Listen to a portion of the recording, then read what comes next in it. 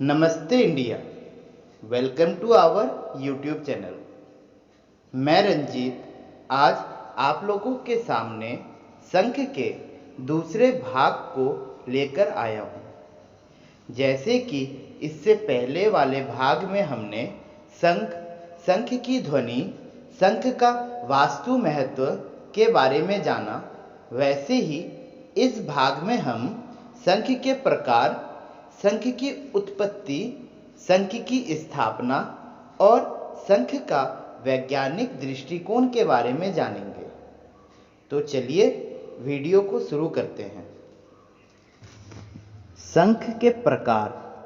शंख कई प्रकार के होते हैं और सभी प्रकार की विशेषता एवं पूजन पद्धति अलग अलग है। उच्च श्रेणी के श्रेष्ठ शंख कैलाश मानसरोवर, मालदीव, लक्षद्वीप, श्रीलंका एवं भारत के ओडिशा राज्य में पाए जाते हैं। शंख की आकृति के आधार से इसके कई प्रकार माने जाते हैं। मुख्यतः यह 3 प्रकार के होते हैं: दक्षिणावृत्ति शंख, मध्यवृत्ति शंख और वामावृत्ति शंख। जो शंख दाहिने हाथ से पकड़ा जाता है वह दक्षिणावृत्ति शंख कहलाता है। जिस शंख का मुंह बीच में खुलता है वह मध्यवृत्ति शंख होता है तथा जो शंख बाएं हाथ से पकड़ा जाता है वह वामावृत्ति शंख कहलाता है। मध्यवृत्ति एवं दक्षिणावृत्ति शंख सहज रूप से उपलब्ध नहीं होते। इनकी दुर्लभता एवं चमत्कारी गुणों के कारण ये अधिक मूल्यवान होते हैं। इनके अलावा लक्ष्मी शंख, गोमुखी शंख, कामधेनु शंख, विष्णु शंख, देव शंख, चक्र शंख, पौंड्रक शंख, शेषनाग शंख, शनि शंख आदि कई प्रकार के शंख होते हैं। सभी देवताओं के अपने अपने शंख हैं। देव असुर संग्राम में अनेक तरह के शंख के बारे में बताया गया है और इनमें से कई शंख सिर्फ पूजन के लिए ही होते हैं। गणेश शंख। समुद्र मंथन के समय देव दानव संघर्ष के दौरान समुद्र में 14 अनमोल रत्न की प्राप्ति हुई, जिसमें से 8वें रत्न के रूप में शंख का जन्म हुआ, जिसमें सर्वप्रथम पूजित देव गणेश के आकार के गणेश शंख का प्रादुर्भाव हुआ, जिसे गणेश शंख कहा जाता है। जहाँ दक्षिणावृत्ति शंख का उपयोग केवल और केवल लक्ष्मी प्राप्ति के लिए है, वही श्री गणेश शंख का पूजन जीवन के सभी क्षेत्र की उन्नति और विघ्न बाधा की शांति हेतु किया जाता है। महालक्ष्मी शंख। इसका आकार श्री यंत्र के भांति होता है। इसे प्राकृतिक श्री यंत्र भी माना जाता है। जिस घर में इसकी पूजा विधि विधान से होती है वहाँ स्वयं लक्ष्मी जी का वास होता है। इसकी आवाज़ सुरीली होती है। विद्या की देवी सरस्वती भी शंख धारण करती हैं। वह स्वयं बिना शंख की पूजा करती हैं।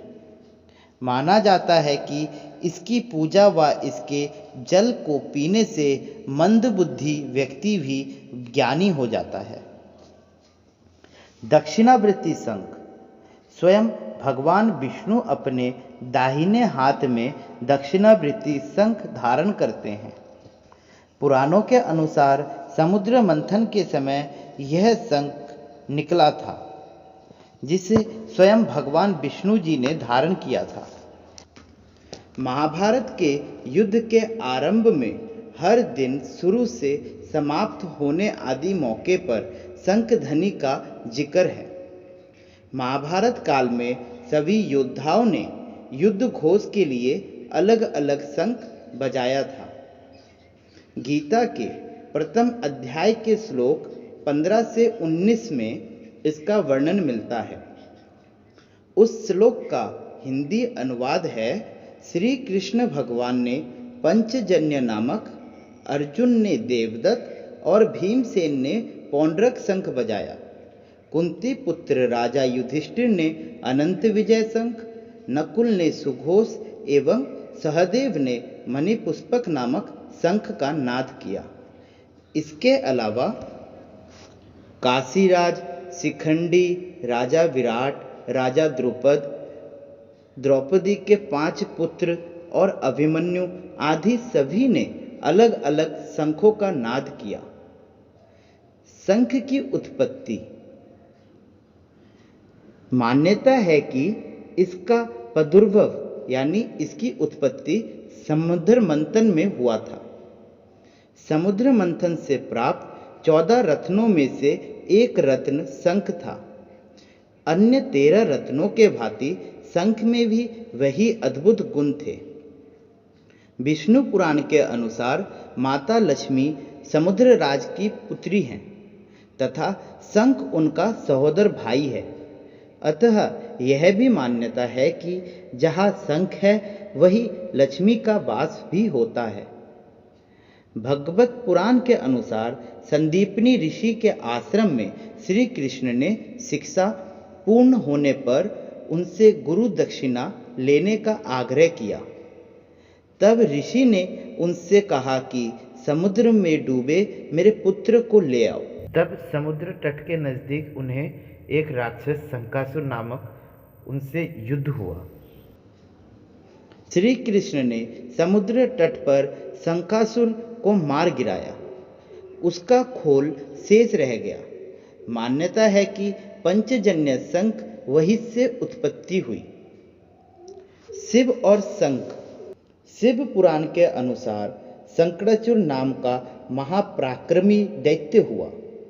शंकराचुर दैत्यराज दंभ का पुत्र था। शंकराचुर को शिव ने मारा था और शंकराचुर की हड्डियों से शंख का जन्म हुआ। चूंकि शंकराचुर की पत्नी विष्णु की भक्त थी, अतः लक्ष्मी जी और विष्णु को शंख का जल अति प्रिय था और सभी देवताओं को शंख का जल चढ़ाने का विधान हुआ। परंतु शिव ने चूंकि उसका वध किया था, अतः शंख का जल शिव को निषेध है। इस वजह से शिवजी को शंख का जल नहीं चढ़ाया जाता। शंकराचुर की कहानी मैं आपको किसी और वीडियो में बताऊंगा। शंख की स्थापना। मान्यता है कि शंख में कपिला गाय का दूध भर के भवन पे छिड़काव करने से वास्तु दोष दूर होता है। परिवार के सदस्यों द्वारा आचमन करने से असाध्य रोग एवं दुख दुर्भाग्य दूर होता है। विष्णु शंख को दुकान, ऑफिस या फैक्ट्री आदि में स्थापित करने से वहां के वास्तु दोष दूर होते हैं तथा व्यवसाय आदि में लाभ होता है। शंख की स्थापना से घर में लक्ष्मी का वास होता है। स्वयं माता लक्ष्मी कहती हैं कि शंख उनका सहोदर भ्राता यानी भाई है। शंख जहाँ पर होगा वहाँ पे वह भी होंगी। देवी की प्रतिमा के चरणों में शंख रखा जाता है। गणेश शंख में जल भरकर प्रतिदिन गर्भवती नारी को सेवन कराने से संतान के गूंगापन, बहरापन एवं पोलियो आदि रोग से मुक्त होती है। अन्नपूर्णा शंख की व्यापारी व सामान्य वर्ग द्वारा अन्न भंडार में स्थापना करने से अन्न, धन, लक्ष्मी, वैभव की उपलब्धि होती है। मणिपुष्पक एवं पंचजन्य शंख की स्थापना करने से भी वास्तु दोषों का निवारण होता है। शंख का तांत्रिक साधना में भी उपयोग किया जाता है। इसके लिए लघु शंख माला का प्रयोग करने से शीघ्र सिद्धि प्राप्त होती है। शंख के वैज्ञानिक पहलू। शंख का महत्व धार्मिक दृष्टि से ही नहीं, वैज्ञानिक रूप से भी है। वैज्ञानिकों का मानना है कि शंख ध्वनि के प्रभाव से सूर्य की किरणों के बाधक होती है। अतः प्रातः व सांझ काल में सूर्य की किरणें निस्तेज हो जाती हैं, तभी शंख ध्वनि करने का विधान है। इससे आपके आसपास के वातावरण तथा पर्यावरण शुद्ध रहता है। आयुर्वेद के अनुसार शंखोदक भस्म से पेट की बीमारियां, पोलियो, कास या फिर पथरी आदि रोग ठीक होते हैं। ऋषि श्रृंग का मान्यता है कि छोटे छोटे बच्चों के शरीर पे छोटे छोटे शंख बांधने तथा शंख में जल भरकर पिलाने से वाणी दोष नहीं रहता, बच्चे का स्वास्थ्य अच्छा रहता है। पुराणों से उल्लेख मिलता है कि मूक एवं श्वास रोगी हमेशा शंख बजाए तो बोलने की शक्ति पा सकते हैं। आयुर्वेदाचार्य डॉक्टर विनोद वर्मा के अनुसार रुक रुक कर बोलने व हकलाने वाले यदि नित्य शंख जल का पान करें तो उन्हें आश्चर्यजनक लाभ मिलेगा। दरअसल मुक्ता व हकलापन दूर करने के लिए शंख जल को एक महाऔषधि के रूप में माना जाता है।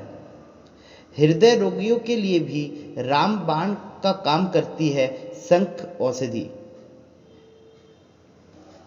शंख बजाने वाले को कभी भी हृदय रोग नहीं होता।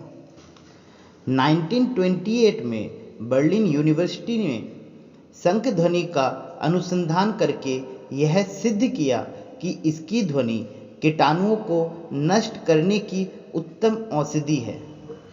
यह थी शंख की जानकारी। आपको कैसी लगी कमेंट करके ज़रूर बताएं। हम कोशिश कर रहे हैं कि सनातन धर्म की विलुप्त हो रही जानकारियों को दोबारा से उजागर करें। आप सब सहयोग करें और चैनल को सब्सक्राइब एंड लाइक करें और अपने दोस्तों को शेयर करें ताकि उन्हें भी हमारी वीडियो मिल सके। धन्यवाद।